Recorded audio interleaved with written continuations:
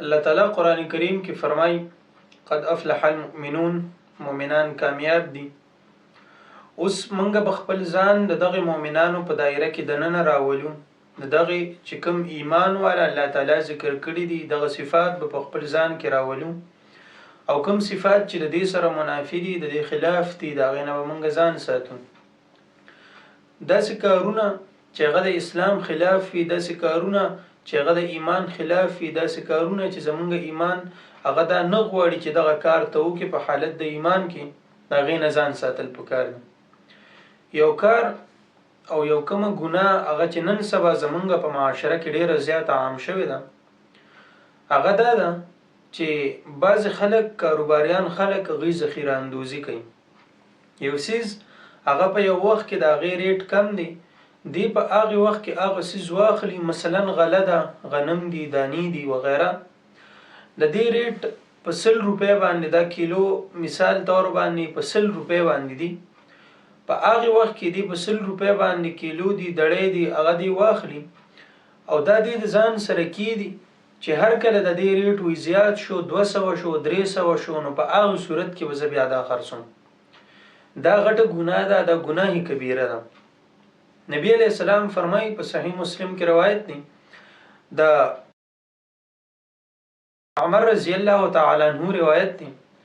هغه فرمایي چې نبی علیہ السلام فرمایلی دي چې ذخیره اندوزی کوونکی دا انسان ډیر زیات ګناهګار دی، چې چا ذخیره اندوزی وکړه دغه انسان ګناهګار دی. نو د دې حدیث مبارک نه اندازه کولی شي چې نبی علیہ السلام وایي چې دغه انسان ګناهګار دی، دا انسان به څونه غټه ګناه کړي چې دې ذخیره کوي یو څیز د ځان سره. اوس د دې وجه څه ده؟ د دې وجه دا ده چې دې یو څیز ذخیره کې دی کې دی په دې طریقې سره د نور انسانانو ته، نور مسلمانانو ته تکلیف رسي. حالانکه دا غو د مسلمان صفت نو،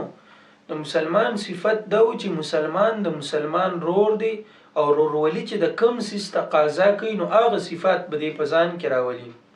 نو ایمان او رورولي هغه خدا تقاضا کوله چې ته بل خپل مسلمان رور ته فایده ورسې، هغه ته به نقصان نه رسې. اوس په دې صورت کې چې کله ته ذخیره اندوزي کې، په دې صورت کې چې تاسو په 100 روپۍ باندې واغشت او هغه د کیخه او د داغي تعداد په مارکیټ کې کم شو، هغه ختم شو، هغه تعداد ته ورسید چې اوس داغي قیمت په بره باندې لاړ اسمان ته ورسید، به تر وباسي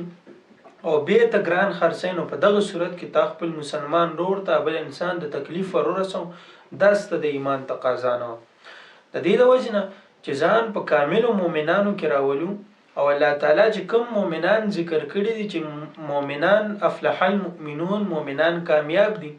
نو دا غنور صفات سره سره کوم چې الله تعالی ته بیان کړی دی او قران کریم کې ځای په ځای ذکر کړی، هغه کې به دوم په ځان کې راولو چې مسلمان به د مسلمان روري، مسلمان به بل مسلمان ته نقصان نه رسي، مسلمان به دا کوشش کوي چې زبل رور ته فایده ورسم په ځای د نقصان باندې.